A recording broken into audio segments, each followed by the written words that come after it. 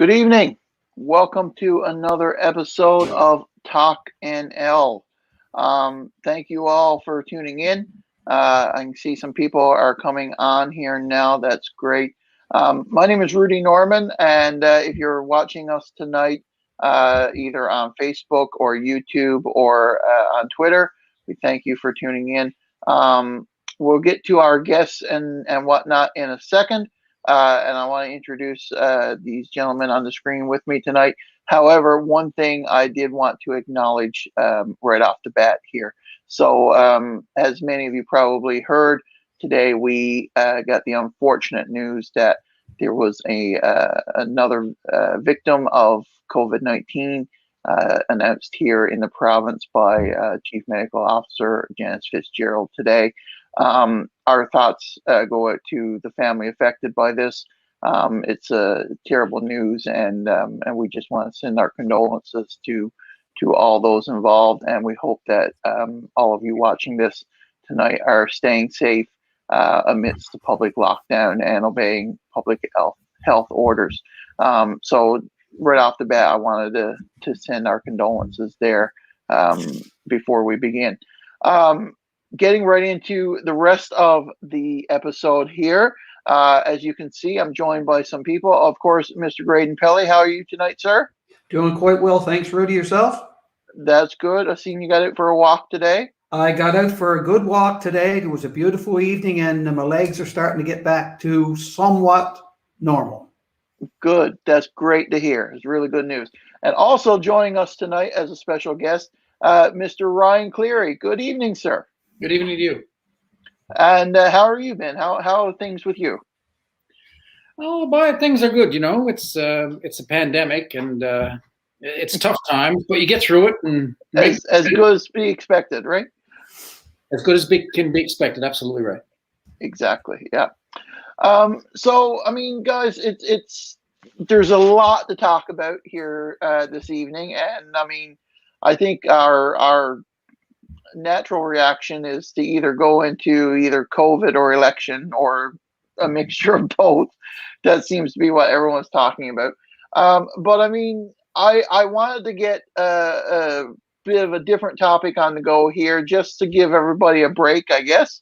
And Ryan, that's part of the reason why you're here, because I mean, you've been very vocal and very outspoken and knowledgeable about issues facing the fishery over the years.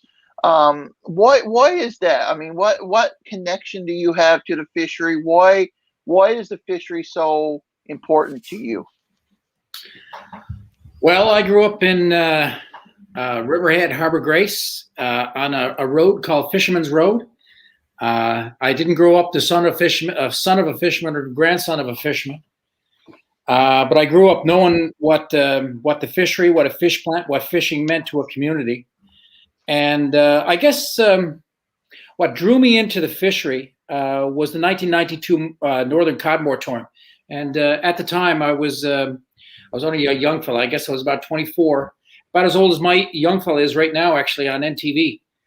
And I covered John Crosby's. Actually, I started months before that, but I covered John Crosby's shutdown of the Northern Cod fishery downtown St. John's at the Delta Hotel. Hard to believe that's been, I think, 29 years this year. But I covered that. I covered the commercial fisheries. I saw where we were. I saw what was wrong. A lot of years have passed, but what's wrong, while it's been addressed in different ways, it's never been fixed. And to be honest, I couldn't let it go. I can't let the fishery go because there's some things that I can't get past in terms of different ways that Newfoundland and Labrador has been screwed over, I guess, for lack of a better way to put it. And I can't let it go because right is right and wrong is wrong. And here we are. So, Ryan, with that in mind, I mean, I've talked to people, and some people are saying that we need more conversation about the fishery. We need more dialogue. But we go back to the moratorium, but we go back to 1949, I guess, when we joined the rest of Canada. And since that time, people are saying, even as recent as yesterday, I had a conversation with someone, they talked about we gave away our fishery. We gave our rights to a resource that should be ours. And the big conversation now is, what do we do to get more control? What do we do to get more of an input in what happens to our fishery? Is it possible? Well, Graydon, you bring up an excellent point. In 1949, when we joined Canada, or Canada joined Newfoundland and Labrador, we signed the Terms of Union. And as part of the Terms of Union, 5 years after 1949, we handed over control of the fishery to the Government of Canada. So that the way that it works now is that the Government of Canada, Department of Fisheries and Oceans, controls harvesting, and the provincial government, the Government of Newfoundland and Labrador, controls processing.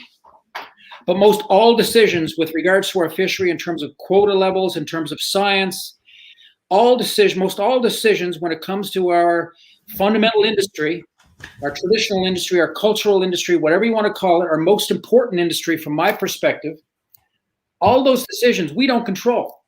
They're all in the hands of the Government of Canada. And I could list you off numerous different ways that does not work for Newfoundland and Labrador. From my perspective, look at it like this.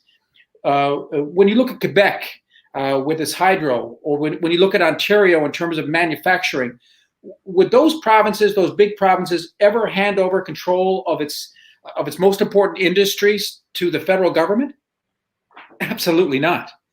From my perspective, where Newfoundland and Labrador is, we're pretty much teetering on the edge of bankruptcy. We need to, our economy is in shambles. Our debt level is through the roof. From my perspective, it's time to press reset on our relationship with the Government of Canada in terms of the fisheries and in terms of control. The bottom line is our fisheries are still in shambles. They're still a disgrace in terms of the management and in terms of the state of most of our commercial fisheries. And we've got to take the bull by the horns. We've got to grow up as a province. And from my perspective, we've got to get control. It just makes sense. It's growing up as a province, I guess is a good way to put it. So, Ryan, the thing about it is, people will say, you got an opportunity over the last number of years to travel this province and talk to harvesters and processors and everybody involved with the fishery. So people will say, it wasn't us that gave away our fishery, it was the government. So what's the conversation you've been having with people? Because what I'm hearing is the government gave it away and we had no say in it. Is it much the same today, that what happens with the fishery, the actual people in the industry have very little say? I think that's absolutely right. There was a change made recently in the Federal Fisheries Act, and it was a big change, a major change, to allow recognition of Indigenous rights whenever the Department of Fisheries and Oceans needs to make a decision about the fishery. You know, that's a good thing. I agree with that. But at the same time, what I wanted to see in the Federal Fisheries Act, Graydon, was the principle of adjacency. And basically what that means is those who live closest to the resource benefit the most from the resource. When it comes to, I could give you any number of examples. When it comes to halibut, for example, off the south coast of Newfoundland in fishing zone 3PS, our inshore harvesters, our inshore fishermen, basically the inshore boats are the engines of our rural Newfoundland and Labrador communities. When it comes to that halibut resource in 3PS, off our shores, our inshore harvesters have access to 2.5% of the overall stock, 2.5%.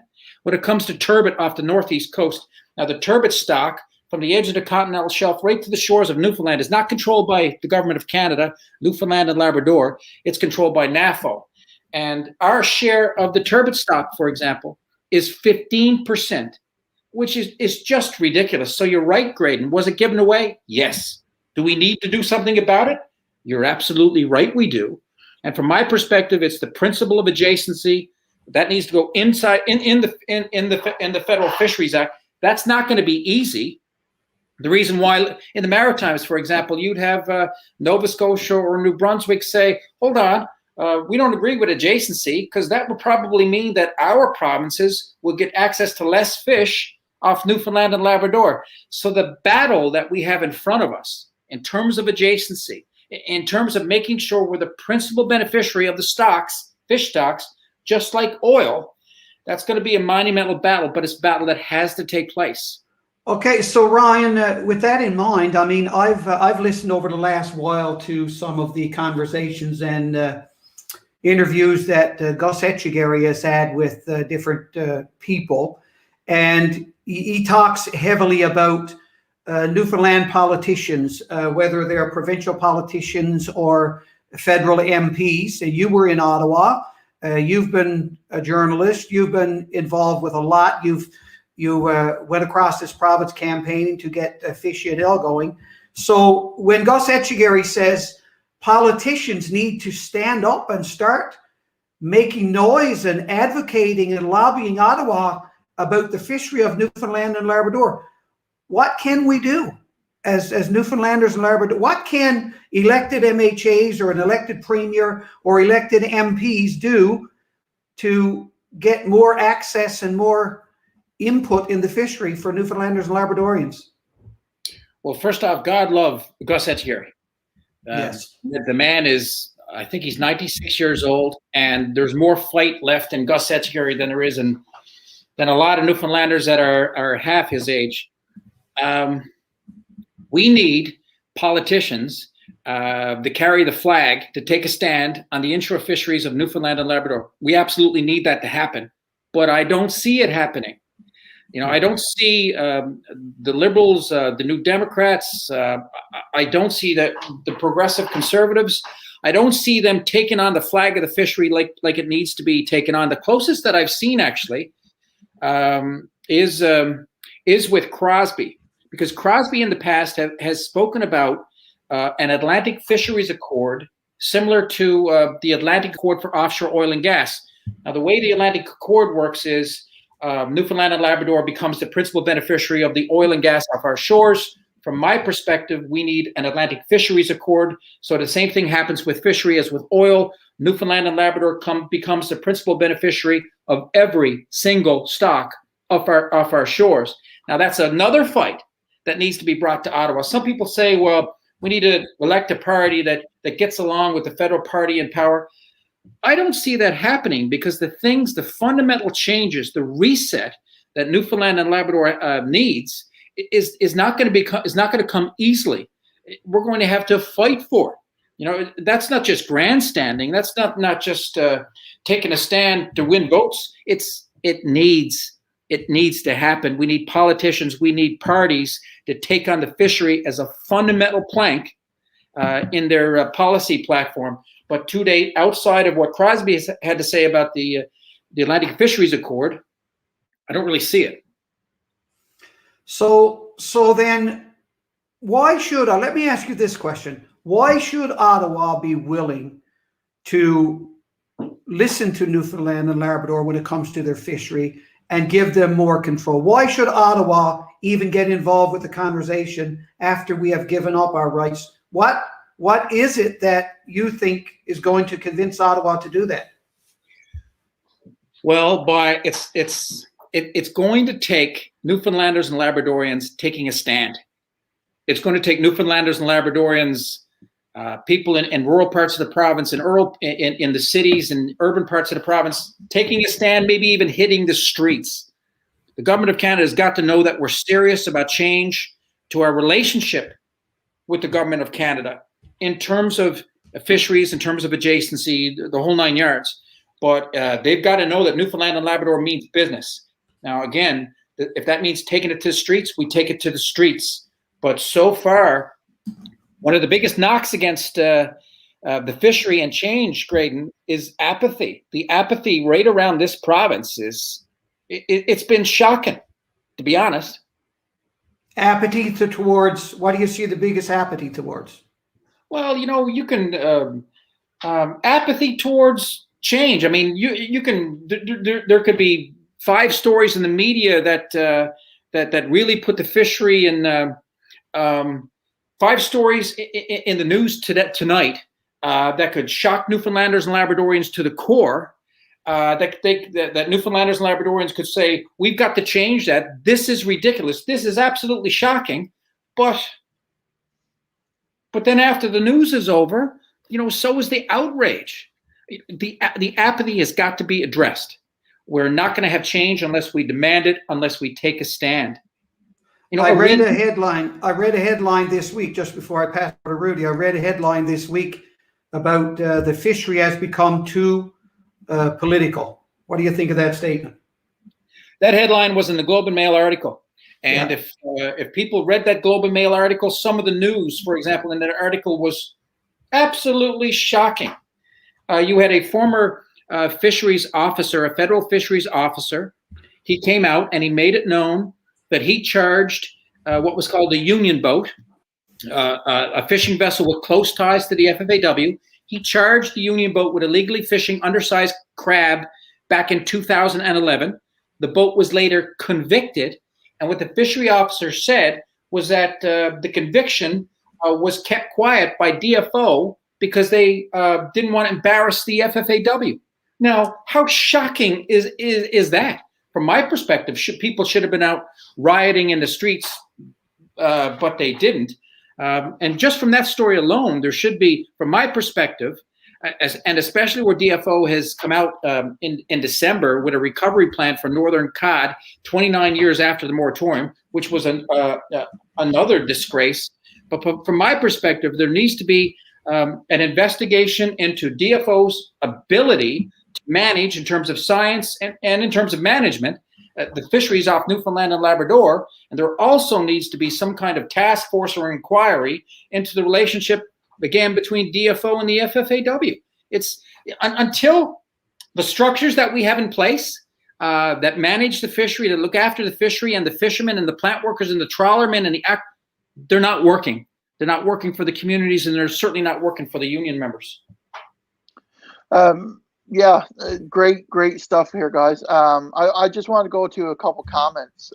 We are getting a couple comments here. So, Ryan, I just want to get some feedback on Graydon as well. Warwick comes in and says we won't make change federal until we get control of our province. So, when I read that, Ryan, I'm thinking now about the economic and financial turmoil that Newfoundland and Labrador is in, and the thought of, the fact that we may even be headed down a place where we can't even control our own resources anymore, not just the fishery, but I mean, our number of our resources that we can't control anymore. Like, does that worry you when it comes to the fishery, especially, like, or in just general sense of the province? Like, are we headed for insolvency? Yeah, I worry about that. I know Graydon worries about that. I think every single listener who's tuning into this worries about that.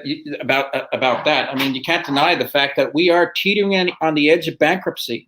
That's why when I talk about resetting our relationship with Canada, taking another look at the fishery, it's about getting everything out of the fishery that we can in terms of our economy. The economy of rural Newfoundland, the fishery is the driver of the economy. Right now, that engine is not working for rural communities like it should. We've got to get our act in gear. We've got to be the principal beneficiary of every single stock off our shore. We've got to demand it from Ottawa. We have got to overhaul our economic engine, and it starts with the fishery. So Ryan, when it comes to the fishery, do you think that the government of Newfoundland and Labrador, let's talk about the science. Do you think we're too dependent now? We have given it all over to Ottawa. We've said Ottawa's in charge of this. It's no point. Nothing's going to change. Is Newfoundland and Labrador not investing enough, especially in the science of the fishery? Well, the science of the fishery is not the responsibility of the government of Newfoundland. It's the responsibility of Ottawa. Yeah, but let me just hang on now. But what I'm saying is, would that be a first step in us having more say and saying, look, we're going to do our own studies here. We're going to invest in our own science here to get the real picture and include and involve people that are actually working in the fishery to be a part of that. The responsibility of the government of Newfoundland and Labrador in terms of the fisheries, from my perspective, not just the province, but also, for example, in terms of the FFAW Unifor, the union, is to hold the government of Canada to account. Yeah. To make sure the government of Canada is providing good science and good management. And both the province and both the union leadership have absolutely failed in doing that. Our science, the fisheries, and before Newfoundland and Labrador should examine whether or not we should do our own science. From my perspective, again, we need to have what I would do is I would have an independent task force go in and take a look at DFO science in terms of seals, in terms of shrimp, in terms of crab, in terms of cod. Is it where it needs to be? If it's not, then you demand that Ottawa make sure the science, you can't have healthy stocks without good science. You demand Ottawa provides that science. And if Ottawa doesn't do that, well, then you're right, Graydon. Then we stand back and say, okay, science is fundamental. And if Ottawa is not providing it, how do we get it? How do we make sure that we have it? 30 years ago, last year, there was the Leslie Harris report on the state of the northern cod stocks. Yeah. He predicted in 1992 the fall of the fisheries, the moratorium. But he had two of his recommendations in that report, Graydon, were about seals, for example, and the impact on cod and capelin, and what the late Dr. Harris, a very learned man, a good strong Newfoundlander, what he recommended was that you have science take a look at the entire ecosystem, the impact of cod and capelin and seals, the whole 9 yards, and then you figure out what seals eat, what time of the year they eat it, the impact on the ecosystem, and you factor that into management plans for cod or shrimp or crab or whatever. That was 31 years ago, Graydon, and it was never done. And be it the government of Newfoundland or the union or whatever, they didn't hold the government of Canada to account to make sure that it was done. So there's been a failure right across the board, and it's time to turn things around. Ryan, do you think there's room for a healthy, controlled, viable seal fishery in this province now?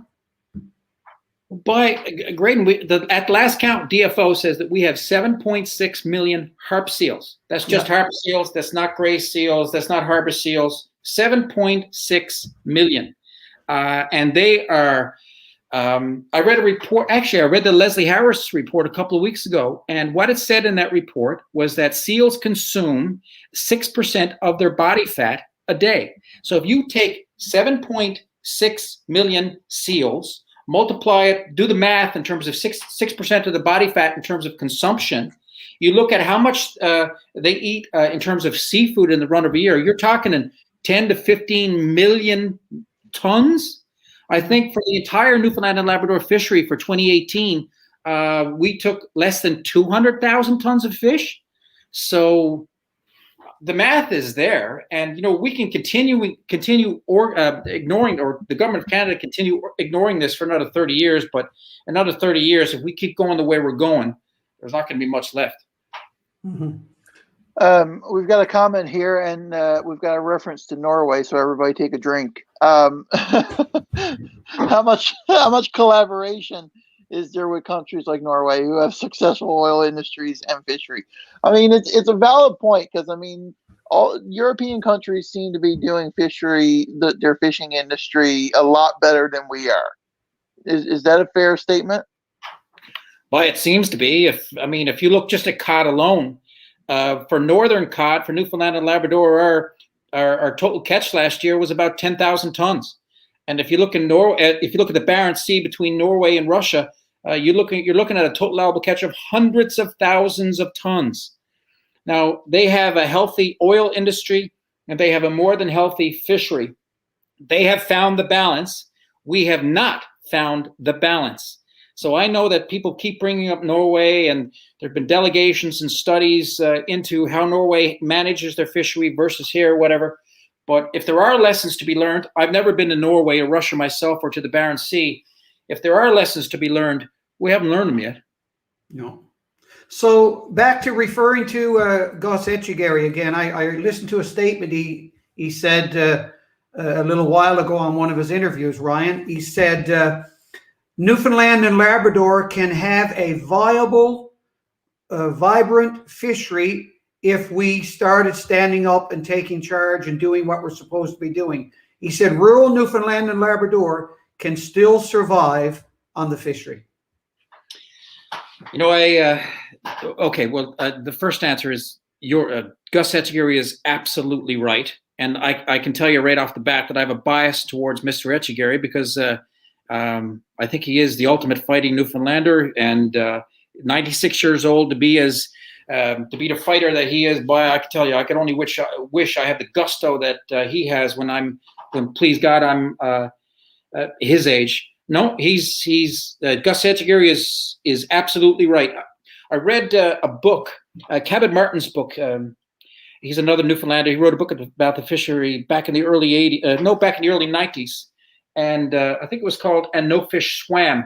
What he spoke about, Graydon, was if Newfoundland and Labrador had a healthy, just the cod fishery, forget the rest of the commercial fisheries.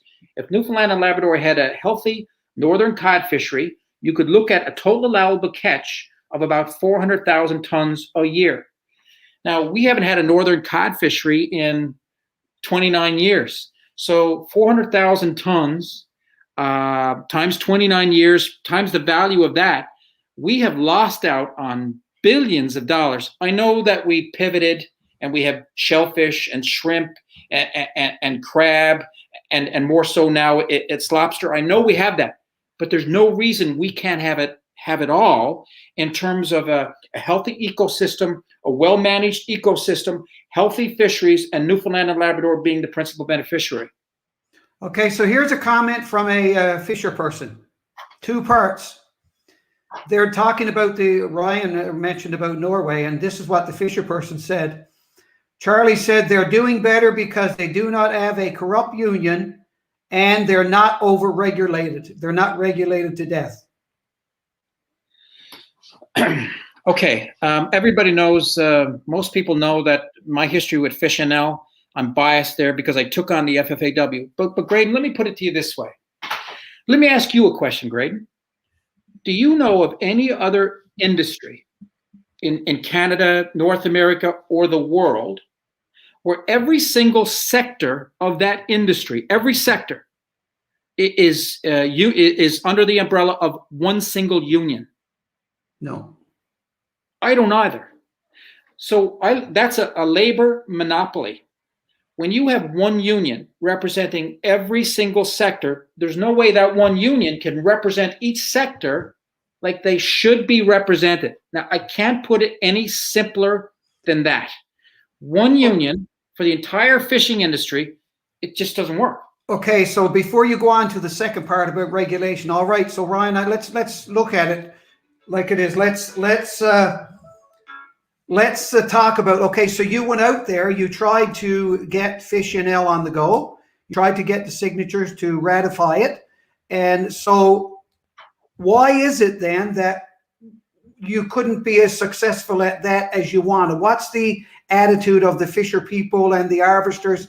I mean, I agree with you. I don't think one group should control everything, totally. But so tell me, now you're the guy with the experience here. What's the reason we don't have FishNL? Well, we do have FishNL still around, and yeah, I know, but you know what I mean. Yeah, no. Sometimes when things are not working, what you have to do is change tack. Yeah. So in a lot of ways, I've changed tack. I absolutely fundamentally believe that the one union setup we have for the fishing industry in this province does not work. It doesn't just not work for inshore fishermen, inshore harvesters. It doesn't work for our communities or for our provincial economy. So I'm sorry, I lost my train. Go back to your question, Graydon. The question was, why is it we say that it's not working for the fishery to have one union? Why didn't FishNL? That's a complicated answer to give. I can't give a quick response. Why didn't FishNL work? We had everything against us, and I knew that right from the start. And it was described as a David versus Goliath battle, but that didn't stop us right from the start from taking it on. And that battle lasted 4.5 years, actually 5.5, because I'm still battling it right to today. A lot of ways you're battling apathy. A lot of ways you're battling people say, well, you're not going to be any better than the crowd that's in there now, which I think is a ridiculous attitude, but it's a real attitude. In terms of pinpointing who exactly an inshore harvester was to get them to sign a card, Graydon, that was a monstrous problem because the Labor Relations Board wouldn't give us the list of who's an inshore harvester in the communities around Newfoundland and Labrador. They wouldn't give us the list. They said it was for privacy concerns. In a lot of cases, you know who the fishermen are or the inshore harvesters are in the community when you go into that community. They're working on the boat. They're down on the wharf. And you know, just from speaking in the people in the communities. But in a lot of cases, Graydon, people who are defined as an inshore harvester, anybody with a single sale, fish sale in their name, and your listeners will know what I'm talking about, those people aren't known. And with no way to identify them, how do you get the numbers for the Labor Board to force a vote? So despite the fact that everything was against us, David versus Goliath, FFAW had all the money in the world. We had none. We had our hand out constantly.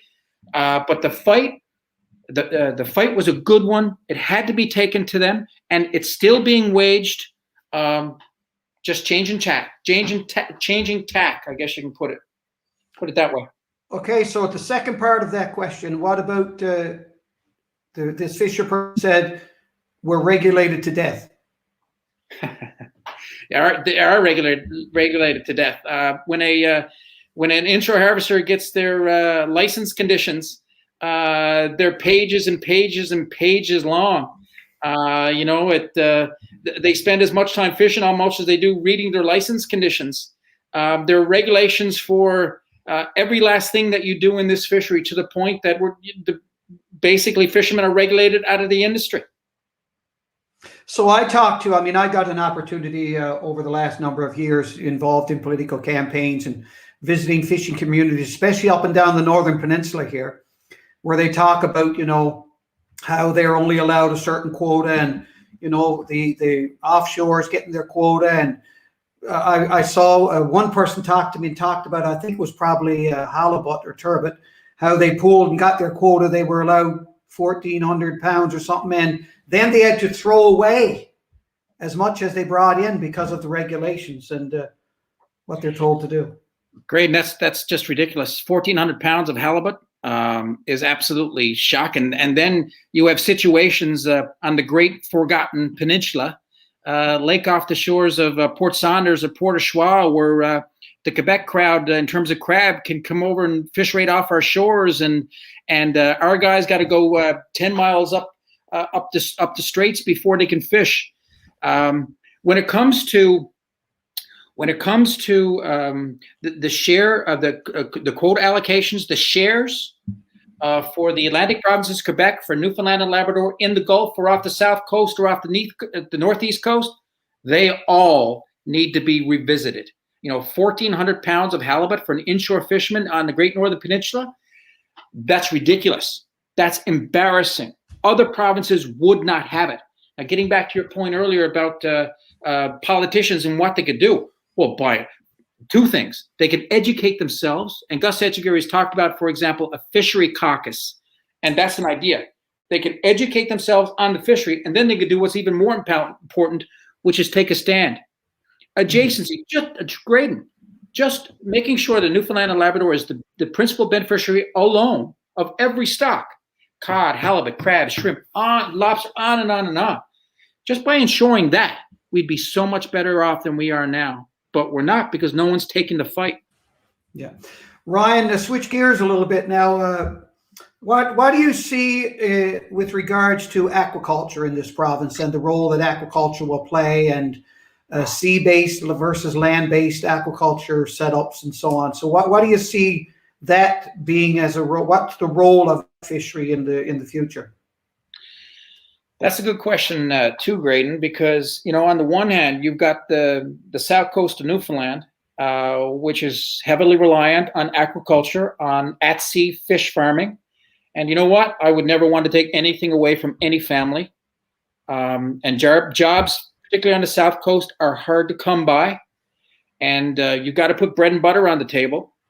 So I know that, and I'm mindful of that. But at the same time, every other jurisdiction around the world, be it British Columbia or be it Norway, they're getting out of at-sea fish farming and they're getting into on-land fish farming. Yeah. At-sea fish farming has a negative impact on our wild fisheries. One last point there, Graydon, is the fact that right now, Ottawa is making changes to basically outlaw at-sea fish farming off the BC coast, but not here. What's the difference? Yeah, like I remember back, and I remember back when I was a young boy, and I remember when the Greenpeace came to the Northern Peninsula up in St. Anthony, came in with their helicopters, and you talked earlier about Newfoundlanders and Labradorians should be. I know you don't mean go out ride in the streets, you mean make a noise and Yes. stand up for their rights. And I remember years ago when the Greenpeace came and started opposing the seal fishery and so on. So, and you talked about apathy a few minutes ago. So as I go back there in my memory, and as I move forward to where we are today, has Newfoundlanders and Labradorians given up the fight? And have they said, what's the point? Have they thrown their hands up in disgust and said, what's the point? I haven't. No. Gus Etchegary hasn't. Graydon Pelley hasn't. But what about, I'm talking about the people that are out there in the trenches, as it were, every day. And they talk to me and you on the wharf or in their fishing stage and say it's ridiculous, it's wrong.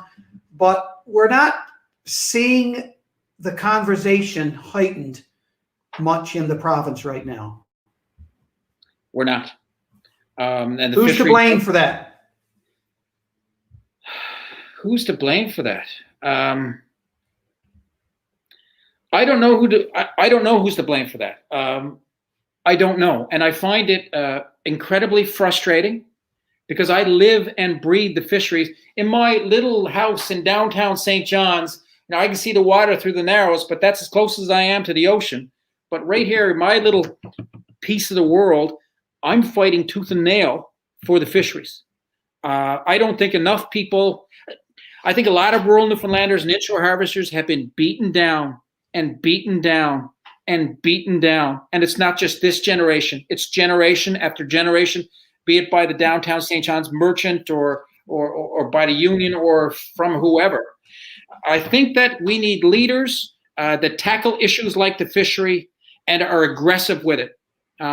This attitude where you go up cap in hand with Ottawa and you hope and pray based on their goodwill that they'll have a little something for, that doesn't work. And it should never be done again. We've got to press reset. We've got to demand what we want. We need leaders to step up. Leaders, and that's why I like your party, Graydon. If you can have 40 MHAs and every single one of them is of independent mind, saying what they think, and then voting the way they their conscience and the people that they represent want them to vote, how could we not be better off? Mm-hmm. Yeah, and that's another thing where I believe that, I mean, it's a different day. Times have changed. The way we do things have changed. But I really believe right now, for me, and someone asked the question, and I've got to respond to this. So what is NL Alliance going to do? The thing about it is NL Alliance believes in what you said, people having a voice. And I believe that Newfoundlanders and Labradorians got to know that they've got elected officials, they've got elected MHAs that's going to stand behind them, that's going to stand up and say, look, we know what you're saying, we believe it, and we are going to stand with you. And I believe the key right now is Newfoundlanders and Labradorians have to hold, and it's what was said right here, we have to hold our elected officials accountable. They're elected to work on behalf of all Newfoundlanders and Labradorians. And that means the fisher person, no matter where they are in Newfoundland and Labrador, it's not just the big oil companies, it's not just the big corporations, but it seems like government has lost its focus.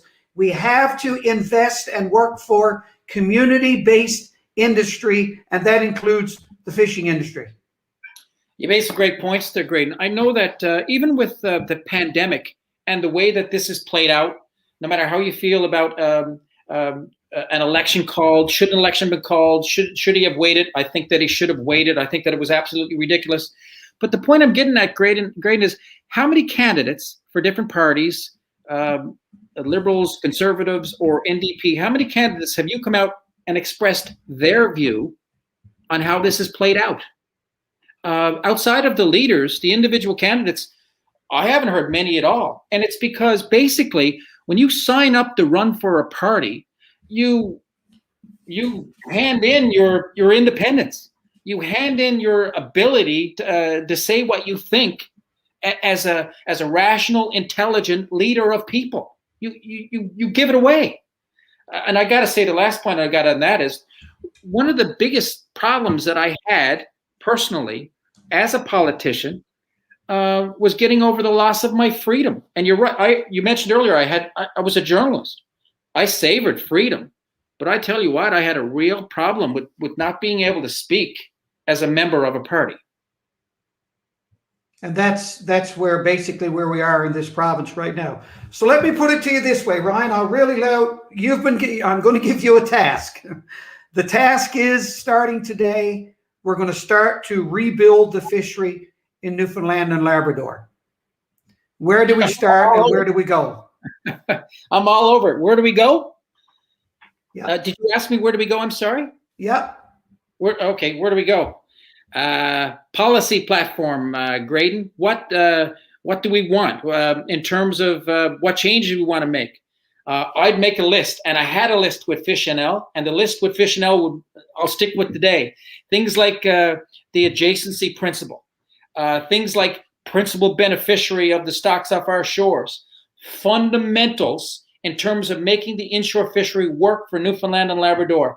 So I would take those. I would write down my list, my shopping list, and I would make sure we tick off that list one at a time. Mm-hmm. Here's an interesting point. When the moratorium took place, the heart of the inshore fishery went down the drain. My father was forced to sell his licenses for pennies just to get them out of the fishery or the industry. There was no future for me in that world. It was not an option. I had to leave home and move to Toronto to make and find a future. Yeah, no, I've heard that story many times. But the irony too, Graydon, is the fact that you mentioned earlier that with FishNL, I've traveled right around this province to every nook and cranny, and it was a real privilege. Like the leader of a party, for example, during an election campaign, you get to speak to so many parts of the province, to so many different people. And one of the biggest issues that we have in the province, this gets back to the point the gentleman just made, in terms of having to leave the province, young people can't get into our fishery. The way the rules work, if you want to get a level 2 license to buy an enterprise, to become an inshore harvester, an owner-operator, the rules that govern that, you've got to work 5 years where 75% of your income during the fishing season comes from fishing. If you take a full-time job outside of that, you're automatically disqualified. Those rules, and again, I heard it in every part of the province, are not working. So it's one thing in the early 1990s, you had to leave because there was nothing here. Our fisheries collapsed, although that did turn around. But today we're having the same problem where young people who live here, who want to get into the fishery, can't. So with that in mind, that's a segue into what I was going to ask you about. And my question was going to be, how can we get young, vibrant fisher people into the fishery? So is it that, are these regulations in place, or is it intentional to make it tougher now for people to get into the, like someone comes out of high school and says, I want to be a fisher person, whether they're male or female, doesn't matter. They want to be a fisher person. Is it discouraged? I wouldn't say it's discouraged, but I'd say it's very hard. The rules governing entry into the fishery are looked after by the Professional Fish Harvesters Certification Board.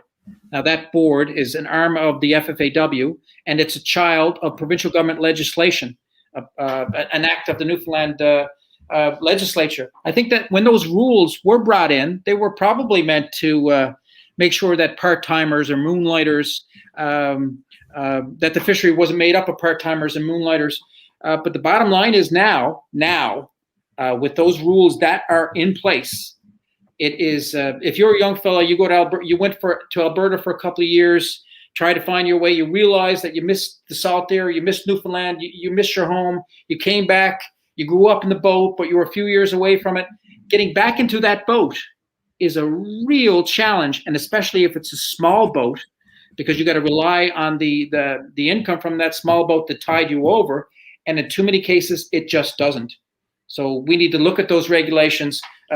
Inshore harvesters right around the province have been screaming about that for years, but that needs to happen. What's the number one thing that the fisher people that you've talked to in your travels have said to you about the fishery? Leadership. Leadership. Leadership. Did I mention leadership? There needs to be leadership, and there is none. You know, the fishery, in terms of all the parties, is pretty much an afterthought. It needs to be on the front burner. It needs to be front and center. We've got to go after the policies that don't work for Newfoundland and Labrador. I know I'm a broken record. Adjacency, principal beneficiary. We need to go after these things. We need to make the fishery work for this province. We need to press the reset on the relationship with the government of Canada.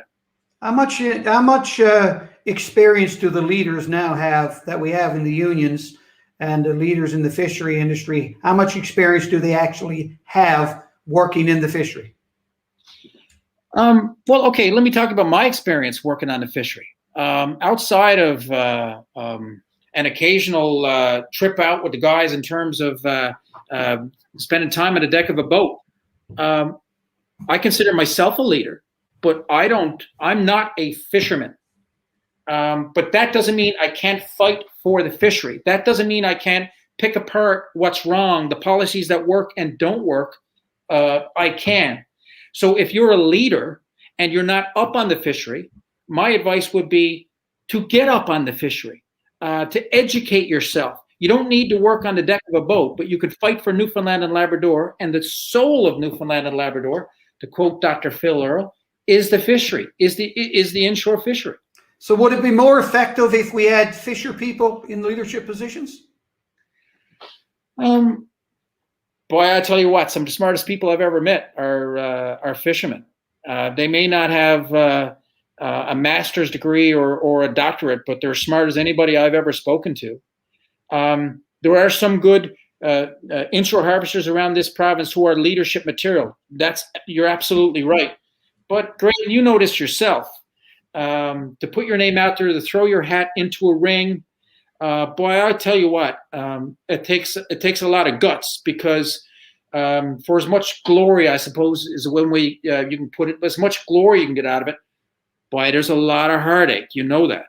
Change comes hard. Absolutely. Yep. And nobody will agree. No, everybody. There's never a time when everybody will agree with what you're saying. So you've got to expect flack. You've got to expect advice, and you got to be willing to change. Even me. I mean, if somebody can trump my idea, I'm all over it, and I'll champion that idea you just trumped me with in a flash. But we need people to step forward. Yeah. Before I hand it back to Rudy, I guess, and we've all seen this, change comes hard, but I say to the people of Newfoundland and Labrador, like, don't give up. We've got to keep doing what we're doing. If you believe in something, stick with it. And we don't always get the big, massive celebrations. It's the little ones, bit by bit. And eventually we get where we need to go. I really believe that. Amen. And the last comment, we'll look at Colin says we need someone to champion. So he's echoing exactly what you guys are saying. And then right after that, he says champion change. So this has been an incredible conversation, guys. So much has been said here, and just a wealth of knowledge. Ryan, thank you so much for joining us. It's been a pleasure. Yeah, and we're definitely going to have to do a part 2 or something of this, because, I mean, you know, we haven't solved the issues of the fishery here tonight, but hopefully we've started the conversation, and we've brought some issues to light, and I'm sure you're going to continue being a champion for the fishery, as well as us and all the people that are employed and rely on this industry are going to appreciate that. I think we're going to end it there, gentlemen. It's been, like I said, it's been an incredible night. Thank you so much. So thank you all for tuning in, and thank you all for the comments and whatnot here on TalkNL. next week we're going to be back again on Wednesday night at 7:30. So we're going to try to do this on a regular basis now, every week, basically on Wednesdays at 7:30.